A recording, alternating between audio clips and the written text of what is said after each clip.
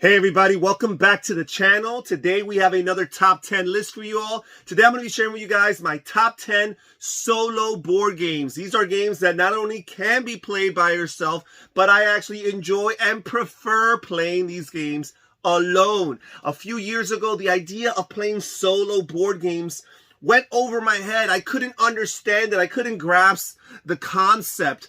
And nowadays, playing solo is one of, if not my favorite way of playing board games. And that's exactly what this list is about. These are 10 games specifically that not only do I enjoy playing solo, because if I was just putting every game that I enjoy playing solo, this list could be infinite. But in particular, these are 10 games that I actually much prefer playing them solo than with other people. So without any further ado and explanation, let's get straight to the list. My number 10 board game to play solo is Shadowrift, and this here is a deck building game with a fantasy theme, and basically it's a village defense game. Players are defending their village from an onslaught of fantastical creatures and monsters that are trying to lay siege on it. Now, this game here is a cooperative game. You're playing with multiple people. But I do prefer to play this game solo, and one of the reasons why is because of the upkeep. There is lots to keep track of in this game. This is a deck building game where players are starting with a weak deck of cards, and throughout the course of the game, they are acquiring more powerful cards to add to their deck and use it to their advantage in the efforts to accomplish their objective, which in this game is defeating all the bad guys that are attacking your village.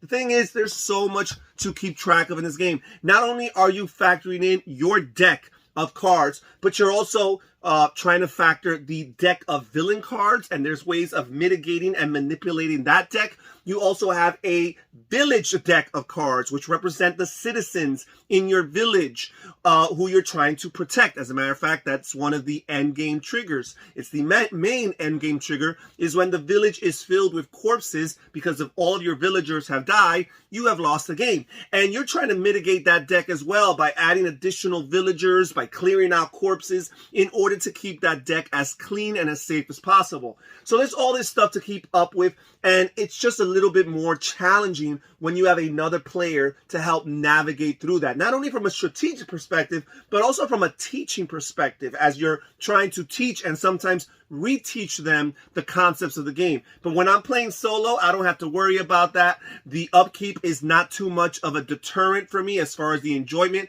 and I'm just really enjoying the challenge, the task at hand of trying to build a strong enough deck to defeat these monsters, hold them back, and seal the Shadow Rifts, the name of the game, because that's the main objective, which is not only fighting off those bad guys, but sealing those 2 Shadow Rift cards that are found within the villain deck. And once you seal them, then you basically have relegated those monsters to whatever realm they belong to, and they can no longer interfere with your village. Really cool game. My number 10 solo board game, Shadowrift. Now we move on to my number 9 solo board game, and that is Run, Fight, or Die. And this is the reloaded edition that came out a few years ago. This game originally designed by Richard Launius, co-designed with Ryan James, and published by Gray Fox Games. And this game here is a zombie-themed game. And usually, zombie-themed games are fun, cooperative experiences where all the players are working together towards survival. However, this is a competitive game. So, I prefer this game to play solo because the competitive nature of the game kind of takes me away from the theme. Because when you play this game multiplayer, what happens is you're not just merely trying to beat up the zombies and survive them. What you're actually trying to do is see who is the best leader among the players. So you're collecting points throughout the course of the game, leadership points as they refer to it. And whoever has the most leadership points at the end of the game is the winner of the game. So players are going to keep on playing until eventually everybody dies. And if you have the most leadership after everybody dies, you've won. And again, that kind of takes it away from me as far as the theme is concerned. When I'm playing solo, I'm just playing about survival. I'm not worrying about messing with my human neighbor to the left or my human neighbor to the right. I'm just thinking about myself. I'm fighting off and fending off these different zombies, these waves of zombies. The mutant zombie who's the most powerful of them all. I'm trying to acquire different loot items that are going to help me in that regard. I'm trying to roll my dice and roll them to the faces that are most convenient to me right then and there. And that's basically the essence of this game. This is a Yahtzee style game where you're rolling 6 dice. Every time you roll a zombie face of the die, that die is locked. Not only that, but that means that there's going to be more zombies coming to your board at the end of that current round. But you're rolling for other faces of the die, guns that are going to help you shoot off zombies, baseball bats, which you'll use for the zombies who are really close to you. You're going to roll running figures, which allow you to push back zombies one space further away from you. You've got loot faces of the die, which allow you to acquire loot, or maybe even better, recruit followers. And the followers are great because not only will they give you victory points at the end of the game, but they give you special abilities throughout the course of the game. Sometimes they're detrimental abilities, but also they serve as a buffer, as a shield of sorts between you and the zombies. If your character is in danger or in jeopardy of being knocked out, you can transfer that damage to one of your followers, and that buys you some more time. Really fun game. Again, I prefer enjoying it, or I enjoy it more playing solo. My number 9 solo board game, Run, Fight, or Die. Now we move on to my number 8 solo board game, and that is Massive Darkness. And yes, this right here is the first edition of Massive Darkness. I still have not acquired Massive Darkness 2. And Massive Darkness is by far my favorite dungeon crawler to play solo. I enjoy lots of dungeon crawlers. I enjoy playing Descent. I enjoy playing Hero Quests. I enjoy playing Sword and Sorcery. I enjoy playing Gloomhaven, Jaws of the Lion. These games are all fun. None of these games to me are better solo than they are multiplayer. But Massive Darkness, I enjoy it more solo. It's a fine game cooperatively, don't get me wrong, but I enjoy it solo. One of the reasons why is because you only have to control 2 heroes at a time in order to play solo. That's not too bad. And also, one of the things that I enjoy about this game is the simplicity. I find Massive Darkness to be such a simple game to remember, to manage, as far as playing 2 players. So I really enjoy playing it 2 players. This is a fantasy themed dungeon crawl game. The base game here comes with 10 different scenarios that players can play through as a campaign. You've got 6 different characters to choose from, representing 6 different classes, and each of these characters is very different from one another as far as all the different special abilities they could trigger, as far as all the upgrades they acquire as they level up to higher, more advanced versions of themselves. Really fun game. I love the darkness system here, where you kind of can use the darkness to your advantage to hide from bad guys and avoid their line of sight. Really cool. My number 8 solo board game, Massive Darkness. Now we move on to my number 7 solo board game, and that is Role Player. And this here is a dice game where you're using the dice, you're rolling the dice, and you're locking them in your board. And this is going to help you score points in different ways. This is very much a Euro style game, although it is with a nice fantasy theme here. It's kind of like rolling a character for D&D, where you roll dice and you determine their different attributes. And that's exactly what you're doing here on this board of yours. You're determining your wisdom, your constitution, your strength. You're determining your dexterity, your charisma, all these different stats. And depending on the class that you chose for your character early on in the game, that's going to determine your goals for victory points. What attributes do you want to have higher versus the other? Also, depending on the race board you pick, for example, here the elf is going to give you different modifiers. So the elf, for example, they're going to give you a +2 modifier for dexterity. So whatever you could accomplish for dexterity, it's going to give you 2 more. However, they're going to give you a -2 modifier for constitution. So that's something to keep in mind. So you're choosing a race. You're also choosing an alignment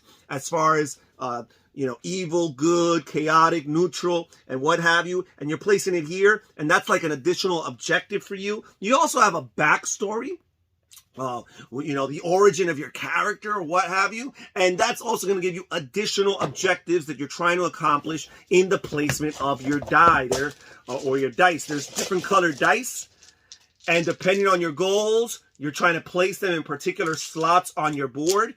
Really fun. I enjoy this more than games like Sagrada, although I do think that Sagrada is just fine. But the idea of rolling a character is really exciting. This game also comes with expansions that I have not played yet, which basically add monsters and minions and full of friends and familiars. It adds different concepts of the game, and there's even expansions that allow you to play these in an adventure setting. So really cool.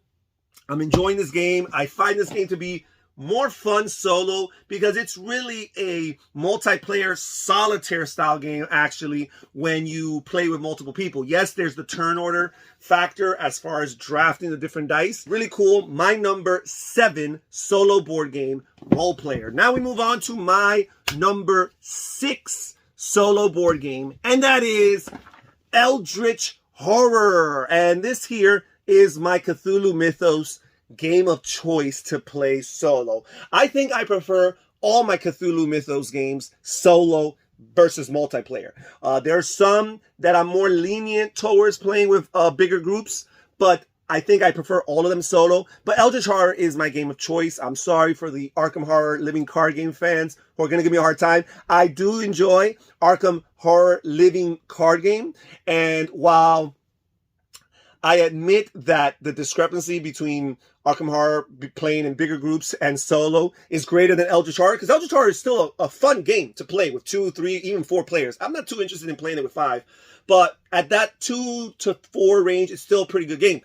Arkham Horror, once you're playing 3 or 4 people, I don't know if I'm enjoying it as much, but solo is just fine for me too, and I play solo controlling 3 characters, and so I modify the rules, or I play with the rules for 3 characters, for 3 players, but I'm controlling all 3 characters, and I'm fine with that, because it gives me just the right balance. I'm covering enough of the board, because I have those 3 characters, so I can be on the west side of the world, I can be on the east side of the world, and I can get to all these different places a little bit quicker because I have those 3 characters, and I have 3 different types of abilities and 3 different groups or collections of assets to work with and factor in. So that's just right for me. Usually I don't like playing solo games that involve controlling multiple characters, but Eldritch Horror is definitely an exception to that rule. My number 6 solo board game representing the Cthulhu Mythos, Eldritch Horror. My number 5 solo board game is Mage Knight by Vladimir Vatul. And again, the Mage Knight fans are going to give me a really hard time for how low this is on the list. I find that lots of these solo board games definitely have a cult following to them, and Mage Knight is no exception. This is a fantasy-themed game where players are taking on the role of a hero who is going through the lands, traveling the lands, and fighting different monsters. Now, the thing about Mage Knight is a very brilliant game design. I find that multiplayer does kind of become a little bit of a solitary experience. You're just trying to compete. There's no real necessary big bad necessarily that players have to go through. It's just different objective based on the particular scenario, and whoever has the most points at the end of that particular scenario is the winner of the game. I prefer to play this solo without the interruption of somebody else. I prefer the pace of the game as solo as well. This is a very methodical game. This is a very puzzly game, because the challenge of this game is a little bit of deck building going on, but deck building is not really it. It's really about the hand management, because deck building is a part of the game, but throughout the course of the game, you're probably lucky if you acquire 7 or 8 cards. It's not like you're going to massively grow your deck throughout the course of the game, but the challenge of the game is how you're going to play that current hand of cards that you're working, that you have right then and there. How are you going to use those cards? Because those cards are going to control your actions. You're going to use some of those cards in order to move and go forward. You're going to use some of those cards to fight. You're going to use some of those cards to leverage your position in the village, perhaps, and recruit some additional allies, recruit some units that are going to help you fight these monsters. So many different things that you're trying to factor in. You're also trying to factor in the time of the day. Is it the day phase? Is it the night phase? Because certain actions become weaker in the day phase versus night phase. Certain actions become stronger in the day phase versus night phase. So is it worth using that card or that action in that particular phase if you can just wait to the next round when the phase switches over, and perhaps it'll be more optimal to you? So that's something to consider. Also, unlike many games, you don't discard your cards at the end of your hand or end of the turn, you actually just replenish them to the maximum amount, so you can keep a card for a future turn if it's more beneficial to you. And that's also something else that you're trying to puzzle out. When you're engaging in combat, you see the monsters you're going to fight, and you have their different stats. You have their defense stats, their attack stats. If they have any additional special abilities, you see them as well. So that's something you're trying to map out as you're trying to decipher whether or not you want to engage in combat with any particular enemies. Again, this could all be very puzzly, very methodical, and very slow. And the freedom to take your turns at your pace is something that I enjoy in this game, which is why I enjoy and prefer to play it solo. I'm the type of player, I respect other people's time, I respect the people that I'm playing with, so I do not want to take a long time and make other people not only frustrated, not only anxious, but make them, their enjoyment of the game suffer. So I take that in consideration when I'm playing multiplayer games. But this is definitely the type of game that shines when you have that opportunity to really think through your turns and your decisions. My number 5 solo board game, Mage Knight. And now we move on to my number 4 solo board game, and that is Aeon's End, the deck building game. And this is another tower defense, city defense type game. You are defending your stronghold. You're defending it from an onslaught of different monsters. You do have a big bad, a main boss, depending on the scenario, that is leading his or her minions to attack your stronghold. And basically you and your group of mages are fighting off these bad guys and trying to defeat them before they can lower the health of your village or your town to 0. And that's kind of the crux of the game. There are 2 tracks, one for the mage's capital and another health track here for the big bad, the main boss that you're fighting. Each mage has one special ability that they can trigger throughout the course of the game. You might be able to trigger that ability 2 or 3 times in the game, maybe 4 or 5 if you're lucky. But at the same time, those abilities can be very game altering and very helpful. So if you can have 2 different characters that you can piggyback off both of their special abilities, that is really cool. Now, the interesting, innovative thing about Aeon's End is that the deck building, there is no shuffling in this game. When a player runs out of all their cards and puts them onto their discard pile, they simply flip over the discard pile, and that's their new deck, and they're drawing from that deck a new hand of cards. So you're never shuffling. So the order in which you discard cards, the order in which you play and execute certain cards, the order in which you purchase and acquire new cards and place them down in your discard pile, all of that matters. It's kind of hard to remember even where and when you place cards, but you might want to put 2 cards that work very well with each other. You might place them back to back on the discard pile in order to increase your chances that they'll end up in the same hand in the future. Really cool. I like that aspect. Again, for whatever reason, I actually prefer playing this solo, but cooperative, this game is just fine as well. My number 4 solo board game, Aeon's End. And now we move on to my number 3. And at this point, I am really enjoying these games. Playing solo, my top 3 games, far and away better solo experiences than multiplayer experiences. Although some of these I don't mind so much with multiplayer either. My number 3 solo board game is The Lord of the Rings, The Living Card Game. And boy, has this game seen some mileage. I have had so much fun with this game. This is the J.R. Tolkien universe. I'm a big fan of the Lord of the Rings intellectual property, and I love how this universe is displayed. You're not necessarily going through the narrative of the Lord of the Rings saga here, but you're just exploring the world of Middle-earth. And there's different quests ranging in different levels of difficulty, and I definitely prefer this game solo. It's a little bit like Mage Knight in the sense that the methodical nature of it really makes me want to pause and take my time as I make my decisions. Not nearly as heavy as Mage Knight in that regard, but it's such a fun game. Players are controlling 3 different heroes based on their sphere or their faction. And those 3 different heroes are the heart of the game, because not only are they going to give you resources that you're going to use throughout the course of the game to purchase more cards, but basically they are your strongest, heaviest hitters. You're going to add lots of allies to your tableau throughout the course of the game, but these allies are much weaker than your 3 main heroes. So you want to protect your heroes. You want to keep them alive, because if you lose 1 or 2 heroes, forget about it. You are done.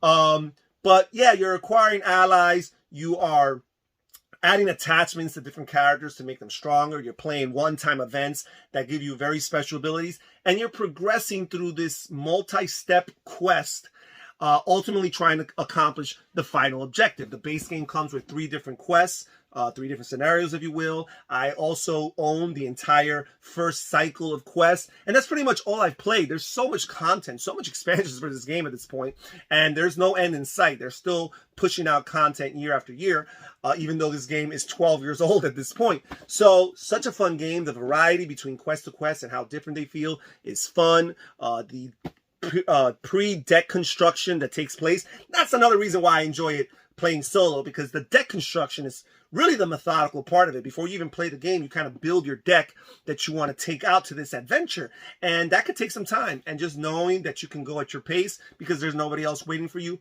really cool. My number 3 solo board game, The Lord of the Rings, the living card game. And my number 2 solo board game is Runebound 2nd Edition. And Runebound 2nd Edition is probably the only game in this top 10 that perhaps doesn't have a true solo per se. What we do have is an official variant in the rulebook, which is the Doom Track variant, which basically serves as a ticking time bomb.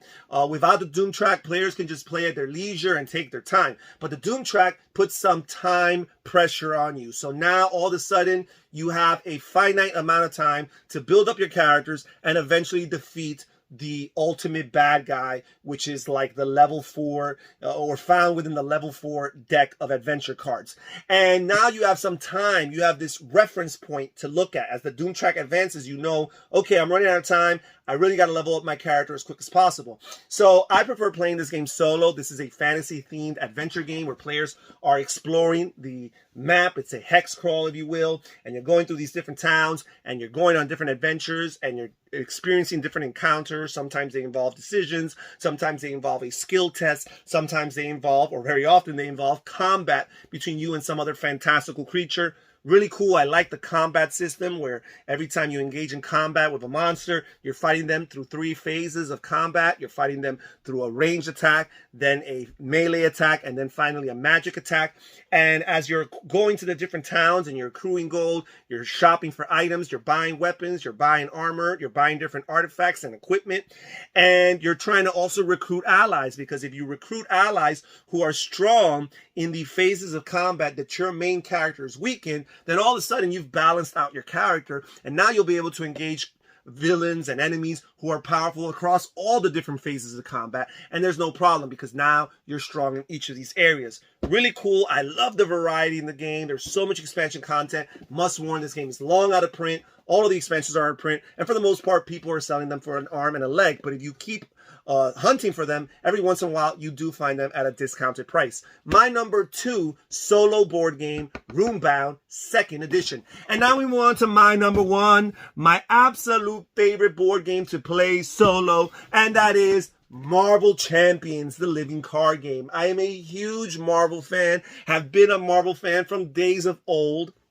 and I love this game. I love how it brings you into that world, because in this game you are controlling a particular character.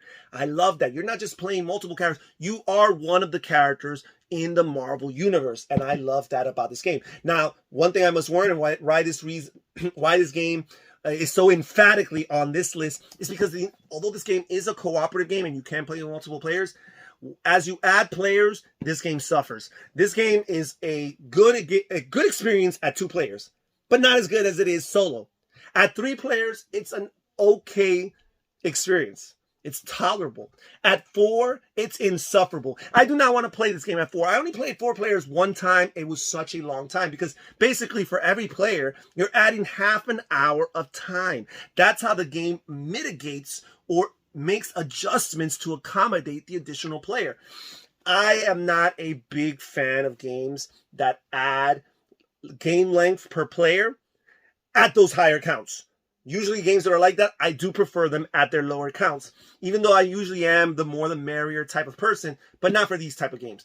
At solo, this is a 25, 30-minute experience. Sweet spot, really fun, really enjoyable. The challenge of this game is, as I mentioned, you're controlling a character. You have a main villain for that particular scenario, and you're dealing with all his minions, all his schemes, and you're trying to combat them. And the challenge of this game is alternating between your character's alter ego and their hero form. In their heroic form, you can attack them. You can attack your enemies. You can thwart their schemes.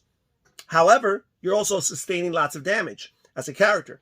And eventually, you're going to have to go back to your alter ego form because for the most part, that's how you heal. There are some exceptions. There are other ways of healing. But for the most part, the most efficient healing you can do is when you return to your alter ego form. However, when you're in your alter ego form, the forces of evil have nobody to stop them. So they are advancing their schemes progressively at an advanced rate, and you're in risk of losing the game. So you can't stay in alter ego form for too long.